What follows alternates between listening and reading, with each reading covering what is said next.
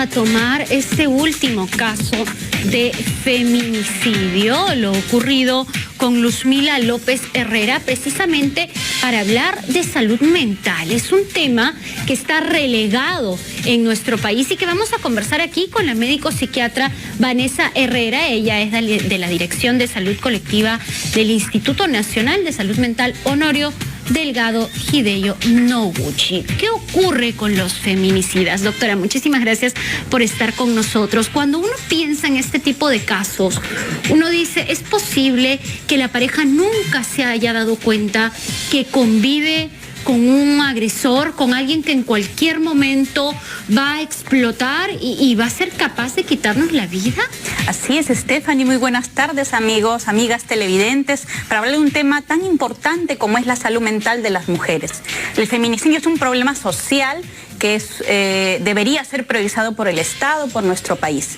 Lamentablemente, muchas veces nosotros las mujeres convivimos o dormimos con el enemigo y no nos damos cuenta de las señales de alerta de violencia que se dan desde el enamoramiento. ¿Qué quiere decir eso, Stephanie? Que un adolescente que empieza a enamorar tiene señales de enamoramiento patológico que muchas veces no nos damos cuenta.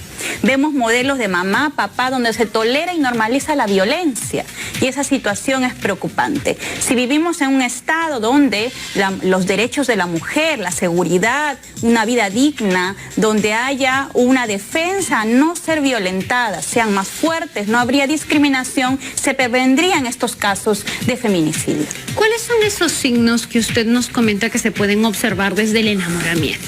Uno de los signos para hablar de un enamoramiento saludable es que haya afecto mutuo, donde haya un respeto mutuo, donde no se permita ningún tipo de agresión, a alteración de la voz, o a alguna agresión física o verbal, que se puede ver desde la adolescencia, en el primer enamoramiento incluso. Si vemos y normalizamos que papá llegue borracho y mamá lo tolere y que le pegue, y la niña, el niño vea eso es tolerar una violencia grave y altamente frecuente en nuestro país. 1 de cada 2 mujeres, según los estudios epidemiológicos del Instituto de Salud Mental, sufre violencia actualmente en la mujer unida. Más aún, en el último estudio del ENDES, 7 de cada 10 mujeres a lo largo de su vida han sufrido violencia. ¿Quiénes son las más afectadas? Mujeres con bajo grado de instrucción, con desequilibrio en cuanto al poder económico, que son más afectadas, son dependientes emocionalmente muchas veces y han visto esos patrones, lamentablemente, sus padres y sus abuelas, que han tolerado el machismo y la discriminación en sus vidas. Ahora, ¿en qué momento podemos decir, ya basta, ya no aguanto más? Para que evitar claro, podremos seguir hablando de cifras de intentos de feminicidio, pero no de feminicidios, porque ya debe haber algún momento en el que yo despierto y digo, esto no puede ser, esta no debe ser mi vida. Así es. Los centros de emergencia mujer han enormemente incrementado los casos que felizmente están denunciando la situación de violencia de las mujeres. Lamentablemente esto no es suficiente. Nuestras familias, nosotros debemos darnos cuenta cuándo debe haber límites y nunca podemos tolerar la violencia en nuestras vidas. Para eso una mujer tiene que saber que una familia se centra en el amor, en el respeto, en la comunicación, y eso implica no tolerar ningún tipo de violencia. Si lo toleramos, eso es un caldo de cultivo para escalar, y la parte ya más extrema y severa es ya el feminicidio. Ya muchos años atrás ya se evidenció esta situación. ¿Qué hacer? La mujer tiene que aprender a respetarse, a llevar una vida digna y saber y darse cuenta cuando hay machismo, cuando invaden, cuando hay celopatía, cuando son celos enfermizos, cuando hay una violencia económica, físico, verbal, y no puede permitirlo. Es un semáforo de alerta que ninguna de estas escaladas va acelerándose hasta ya ser lo más grave, como es un feminicidio. Ahora, doctora, yo no sé si es una impresión personal, pero parece que mientras más tratamos de empoderarnos, más violencia se observa, porque ya no vemos que es alguien pues que golpea simplemente a la esposa, sino que ahora la tortura, prácticamente la desfigura. Si es un caso de feminicidio, no estamos hablando de alguien que le quitó la vida en casa y después huyó. estamos hablando de que lleva el cuerpo, lo traslada, es decir, intenta desaparecerlo. ¿Por qué es que hay estas dos paralelas que van juntas? Lamentablemente la principal forma de feminicidio es a través del acuchillamiento. Hay muchas formas, el ahorcamiento, tortura, pero en todas ellas las muchas formas de violencia revelan conductas psicopáticas, calculadas en algunos casos y muchas mediadas también con el consumo de alcohol. Muchos de estos agresores han estado intoxicados con alcohol, por eso una medida de recomendación para prevenir la violencia hacia la mujer es limitar el consumo excesivo de alcohol. También se ha visto más en parejas jóvenes, en parejas adultas, ¿no? Y esa situación hace de que los enamoramientos se insiste en prevenir la violencia desde el enamoramiento en etapa de vida joven. También se ha visto que esta violencia es mayor en pobreza, en familias con mayor pobreza. Por ejemplo, en Lima es donde hay más casos de feminicidio y en Lima Sur es la zona en distritos con mayor pobreza. Hemos visto Villa María del Triunfo y El Salvador, San Juan del Lurigancho, donde más se reportan casos de feminicidio. Pero también en provincia es tolerado lamentablemente el machismo, la violencia hacia la mujer. ¿Qué ha pasado en la mente del agresor? Es decir, claro, cada vez hay más feminicidios y yo por ende ahora soy más violento.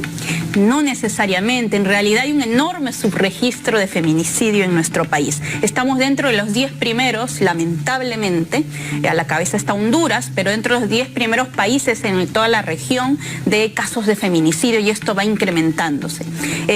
La situación se han hecho muchos estudios del perfil psicológico del agresor o del feminicida.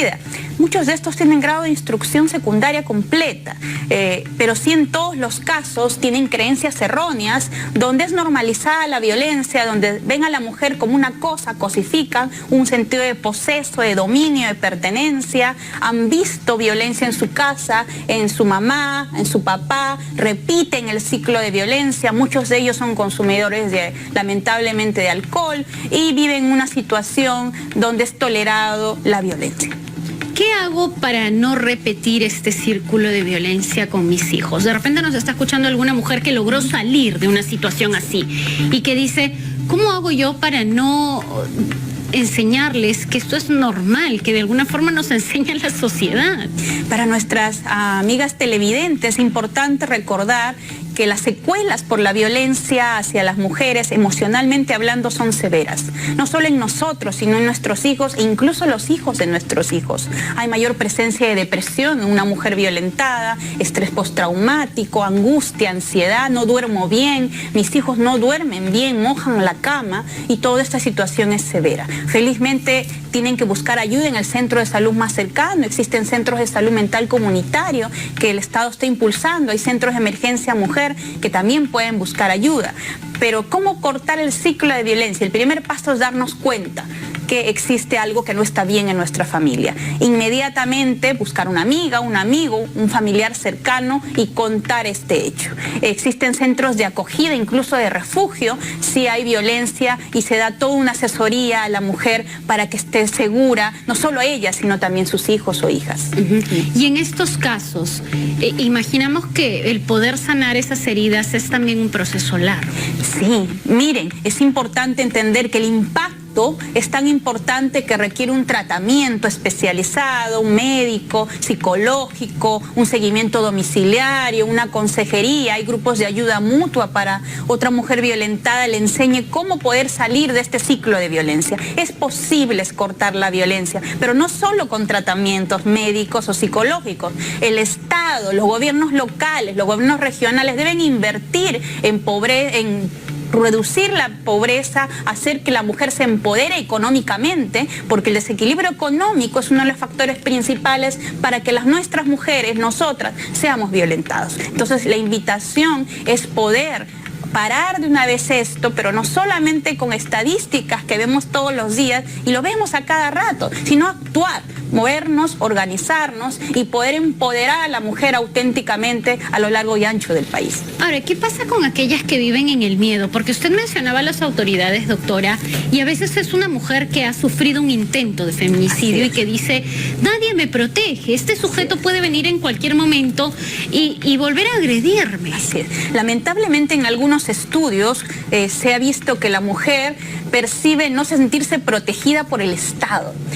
Va y hace un enorme esfuerzo para denunciar al agresor, pero cuando va todavía existe necesidad de entrenar a las comisarías, a todo el circuito de red de apoyo, incluso a los vecinos, que apoyen colaborativamente y nos indignemos y ayudemos humanamente a esa mujer, a esa niña, a esa adolescente que está siendo violentada. Puede ser el último intento que esté con vida y que pida ayuda. El siguiente puede estar muerta. Entonces es una situación alarmante en nuestro país y que nos debe llevar a estar todas unidas, todos unidos. Ahora, ¿somos una sociedad machista, doctora? Porque hay muchas mujeres que ellas mismas dicen, no, yo no soy machista, pero la basura que la saque la niña y no el niño de la casa, no, cada quien tiene sus tareas según sus roles.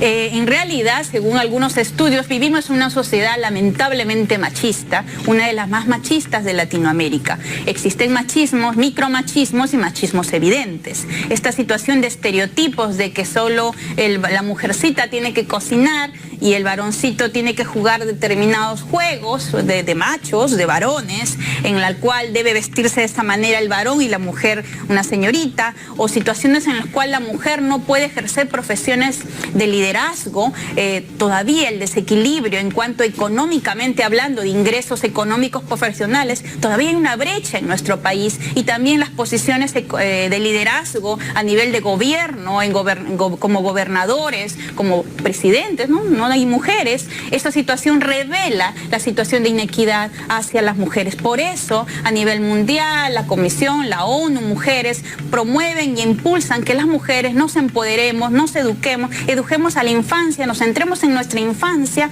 para que nos empoderemos y logramos salir de esta situación de machismo. ¿Qué no debo hacer en mi casa entonces con mis hijos? ¿Qué podemos hacer? Que lo que no debemos hacer es generar patrones rígidos, donde estereotipamos a nuestros hijos, donde está prohibido la crianza patriarcal, llamámosle así, donde el niño no puede hacer determinados quehaceres del hogar. Se recomienda que las habilidades de la vida diaria doméstica sean tanto varón como mujer, donde se fomente la expresión de afecto, varón-mujer, donde se fomente la comunicación, varón o mujer. Nosotros como padres debemos dar un modelamiento de un enamoramiento saludable. Si mis hijos me ven que yo como esposa y esposo nos respetamos mutuamente, nos amamos mutuamente, nos comunicamos saludablemente, sin agresión, entonces ellos van a repetir probablemente esas pautas. Si en el colegio enseñamos en la currícula también que hay que respetarnos entre género, que tenemos un nivel de dignidad y derechos que debemos promover,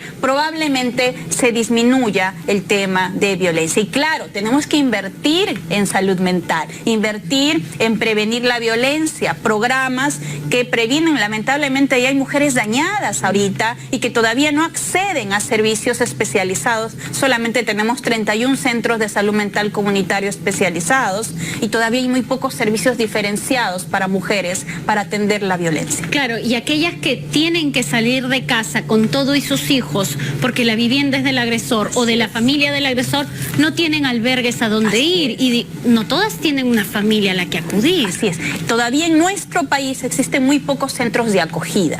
En otros países hay toda una serie de programas de bonos económicos para los hijos afectados por feminicidio, para las familias de apoyo, para dar una protección social, incluso educativa, y hay una inversión del Estado para proteger eso en defensa de la seguridad, de tener un Estado, una vida digna, con seguridad, libre de violencia para todas las peruanas y peruanos. Ahora, doctora, un poco para ir cerrando todo lo que hemos conversado. Si yo creo que en mi casa hay un ambiente hostil, que probablemente mi pareja es un agresor, ¿qué es lo primero que debo hacer?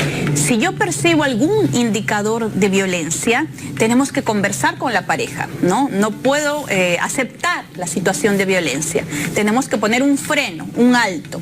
Existen ayudas, asesoría, consejería especializada en el centro de salud más cercano. Pueden ir a terapia de pareja en un primer momento, pero si esto es repetitivo, sistemático, es necesario repensar si la relación es conveniente para nosotras mismas. Esto es muy difícil. difícil porque si dependemos de un varón económicamente, muchas mujeres deciden seguir con la pareja porque no tienen economía suficiente. O como le digo, vamos a consejería porque yo creo que eres violento, ¿no? Tendremos, claro, hay esta relación de poder. Así es, tenemos que decirlo, porque si no lo decimos, esto puede ir escalando la violencia a niveles que ya sean difícil retornar y un punto sin retorno como es el feminicidio. Entonces, para nuestras televidentes, decirles que a la menor signo de violencia, incluso jóvenes, adolescentes, varios casos de feminicidio han sido adolescentes, menores de 18 años, y han tenido enamoramientos muy tempranos con poco asesoramiento de enamoramiento saludable. Entonces tenemos que darnos cuenta de si ya están controlándonos, de si visto de determinada manera, si ya me están diciendo por qué salgo, si ya me están prohibiendo las prohibiciones, las frases controladoras, los celos continuos, enfermizos, son señales de violencia y tenemos que poner un freno, no tolerarlo, buscar ayuda. Podemos tener nosotros las mujeres indicadores de dependencia emocional. Creemos que girar en torno a un varón todo el tiempo y nos olvidamos de tener autonomía y pensar por nosotras mismas, valorarnos, tener esa autoestima que debemos fortalecer día a día. Bien, doctora Herrera, muchísimas gracias por estar con nosotros y por hablar de este tema que hay que mencionarlo porque antes no se comentaba, ni siquiera a la amiga, ni a la mamá, y hoy en día al menos ya hemos conseguido que se comente, que se hable y ser capaces de decirle sí, existe la violencia y tenemos que salir de ella. Es importante que recordemos que nuestra salud mental como mujeres es importantísimo. Debemos cuidar nuestra salud mental, buscar ayuda si nos damos cuenta que estamos siendo violentadas, buscar un amigo, un apoyo, acudir al centro de salud más cercano si nos estamos angustiando, nos estamos deprimiendo producto de esta situación. Bien, doctora, no están muchas gracias por estar con